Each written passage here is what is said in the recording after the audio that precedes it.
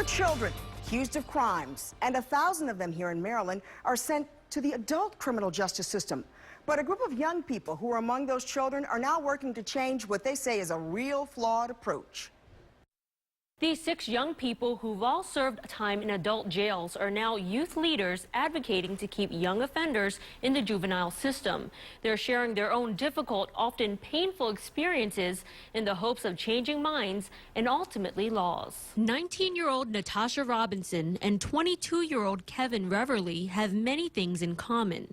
They're both college freshmen raised in Baltimore with an interest in criminal justice.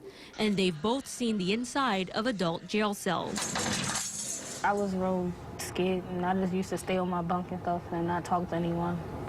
Just lay on the bed and cry. You feel alone, you feel clueless, because you never know what's going to happen, especially when you're fighting it. Natasha was just 17 when she got into a fight on a city bus with a girl she knew.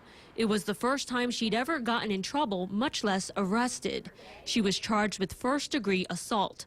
In Maryland, it's one of 33 crimes that will automatically send juveniles to the adult criminal justice system without a judicial review. I wasn't aware of the severities of, I just always thought, like, you was a child, you did a crime, because this was my first crime, my first charge, too.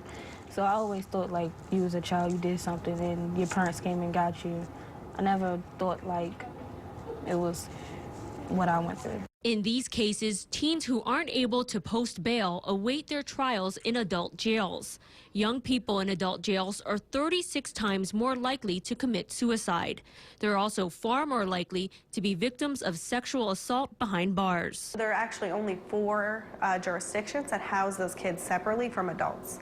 The rest of the jurisdictions either have kids mixed with general population, so a 16-year-old could be sharing a cell with a 40-year-old, or they're in solitary confinement, which means that they're in a cell for 23 hours a day and out only 1 hour. Kara Annenson, Director of Advocacy for the Just Kids Partnership, says adult jails also aren't required to provide services to juveniles in their care. Adult jails weren't made for kids, and so there are no services that are required by statute for those youth to be participating in. So there's no school for them, the guards aren't specially trained to deal with them. For Kevin, an attempted murder charge at 15 landed him in prison for 4 years.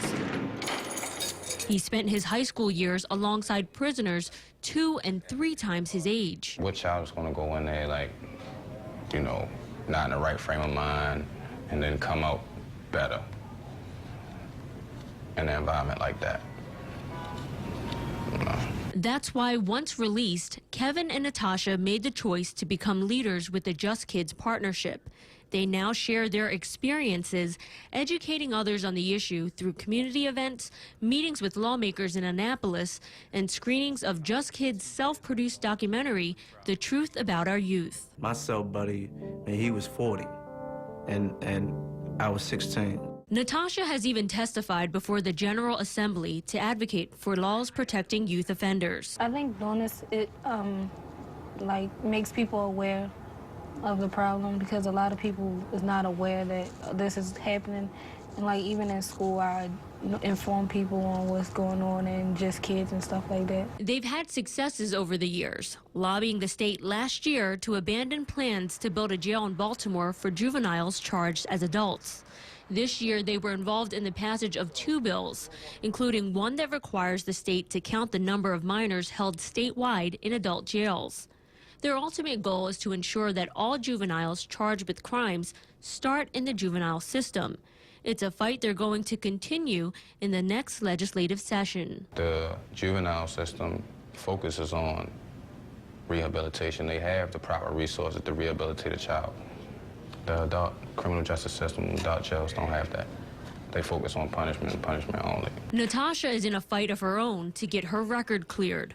But for now, a mistake she made at 17 continues to follow her. With the box, it's like me checking off the question of being convicted. And it's like I never get to talk once I check the box. And then the outside of my mask is like how I really am, happy and fun and stuff. I'm smart. That's the college I go to on the side. It's like they don't get to see none of this. They just see the check.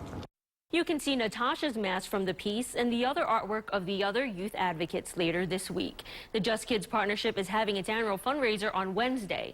It's called Art with a Story and will feature art and storytelling by Just Kids youth leaders. It is open to the public with a $15 donation.